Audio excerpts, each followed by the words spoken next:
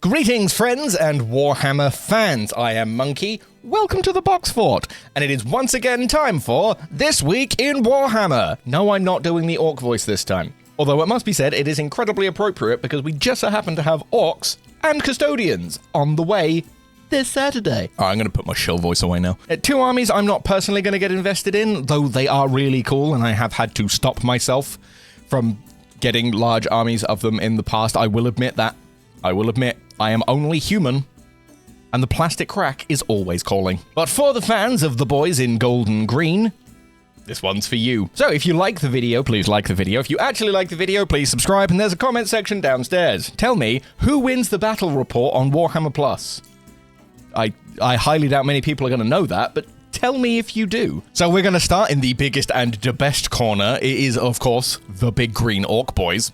This is their codex. Not going to go into depth on it. You know what a codex does. It is your background. It is the cool pictures. It is all of the rules. And it is all of the points that are going to go out of date immediately upon release. We want to get into the juicy stuff, which is the boxes.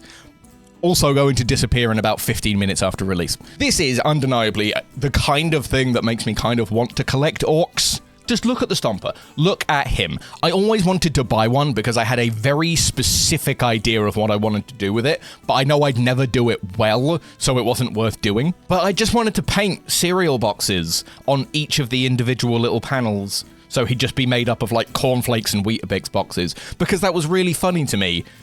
But I know for a fact I do not have the dedication to actually sit there and freehand every cereal range I could think of. But yes, this is a fairly straightforward box with some special trim. This is the first time we're going to be able to get hold of the new big orc mech, which is pretty cool. Comes with the 10 orc boys, comes with 10 looters that could be burners, so I assume that you could make 5 of each, which works. Got the truck, and then of course the star of the show, the Stomper himself.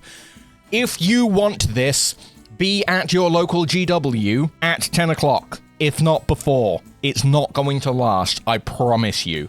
Following on from one big box of orcs to another big box of orcs, which I'm a little bit sad about, I'm not going to lie. I like the old orc combat patrol. I just love what you get in there. I love the vehicles. I love the death copters. I love the death dread. Like, yeah, the 20 boys and the boss are a very standard pick, but the special stuff that you got along with it was so much more interesting, despite the fact that I do quite like Beast Snagger boys. So having the Beast Snagger boss, really, really cool. 20 Beast Snagger boys, not a bad start. And of course the Squighog boys, which is always fun, because Squighog boys. If you don't love a Squighog, I don't know what's wrong with you. It's a very fun box, but it feels like they're once again dumbing everything down for the combat patrols, which is a shame. Because now it just feels like they've introduced it. They've gone, hey, look, here's the really cool things that you can get in the boxes, but now we're going to reduce the points value, but increase the price. I don't like that. I really, really, really don't like that. And of course, finally, with the orcs, we have the data cards and the orc dice. Orc dice, again, if you want them, go and get them fast. They're not going to last very long. Although I said that about the old world orc dice, and they appear to still be available, so dice are a little bit... They're one of those things. They either never sell, or they vanish immediately and clog eBay listings forever. But the cards, get the cards. If you're playing the game on any kind of regular basis, get the cards. They are incredibly useful. I stand by... Every single card pack should just be a consistent standard release. There's no reason not to have the reference cards. It's a great thing. They're not that expensive. You can convince lots of people to buy them. I don't know why they keep doing like with Blood Bowl, where they bring out the reference cards and then they're available while they last. That doesn't make any sense, you stupid company. Keep selling the good products. Moving from green to gold, the Custodians.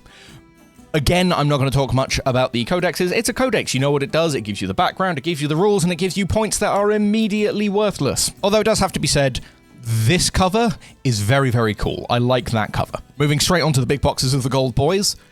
This is a pretty impressive boss. Boss? Box. I said the wrong thing. I was still in orc mode. I apologize. But this is your first chance to get the brand new captain, who just looks really small. I don't know, like, he does look about half the size. Like, he's on a tactical rock, and he looks shorter than everyone else. I don't know if they've just photoshopped it weird, and they've got the scale a bit wrong. But yeah, this is a very, very weird looking character. There's just something about it that's a tiny bit off. But yes, you get the captain with the 2 head options, which is a weird thing to point out, but thanks. Wields a powerful Fire-Right Spear. Probably said that wrong, sorry. His bodyguards comprise of 5 Wardens, 6 Alaris Terminators, and 6 Virtus Praetors mounted on fearsome jet bikes. It's a good box. Get to your GW at 10 o'clock. They will be gone before that. Moving on to yet another combat patrol where we've removed all of the fun vehicles and stuff. I really do think it's just a cost-cutting measure. We can increase the inflation, put less plastic in the box. They're getting more worth out of it. You're buying more miniatures. That's just kind of how it feels. It's a pessimistic view, I'll admit, but I'm a fairly pessimistic person at this point. Nonetheless, you get the Changing Blade Guard Champion, who can assemble his force of 5 Custodian Guard with a choice between 3 Terminators or 3 Wardens. You'll get all of the miniatures in the box, but they're just too powerful to take on a whole into a single game of Combat Patrol. Oh, okay. Oh, I see what they've done. Okay. I think they screwed up their points and balance, so you get to buy all of the miniatures, but this isn't how this works. Okay. Smart. That's a really good one. Moving on from terrible, terrible business decisions. We have, of course, the dice and the cards. The cards, again, I will always recommend someone get them if they're regularly playing the game. The cards need to be consistent for every single thing they release. War Scrolls were a good idea. The reference cards in Blood Bowl, good idea. Release those reference cards and sell them constantly. Also, dice. Maybe they'll last forever. Maybe they'll disappear. Take the chance if you dare. Moving on from 40k back to the Horus Heresy, we have the Baal Predator upgrade pack and the Armory of the Blood Angels upgrade pack. Onto Black Library, we have another Mike Brooks book being released in the special edition after the book's already come out. This is a weird habit they're making now. I'm not sure what it is. Maybe it's just they needed something else to release alongside the Orcs, and this is the best they had. I don't know. We have Dead Kingdom, which is of course an Age of Sigmar book, so I'm not that interested in it. And The Children of Teclis, which is also an Age of Sigmar book, which I'm not that interested in. Yes, over on Warhammer Plus, you will have a Warhammer battle report of Orcs versus Custodians, because of course that's what they're doing with this. I think they should. I think it's a good idea to release 2 armies at the same time and have some vague narrative of they're going up against each other in some kind of clash. I think it's a good release idea. It's half-decent marketing, and it basically sells itself and creates a bit of conversation in the community. Good idea. I think they should do it more often. Over on Lawmasters, you have the history of the Mech Boys, which I'm not going to lie, I'm probably going to try and watch this one, just because Mech Boys, kind of hilarious. I want to see the messes they get up to. And finally, on Citadel Color Masterclass, you get to learn how to paint Gargant's toenails.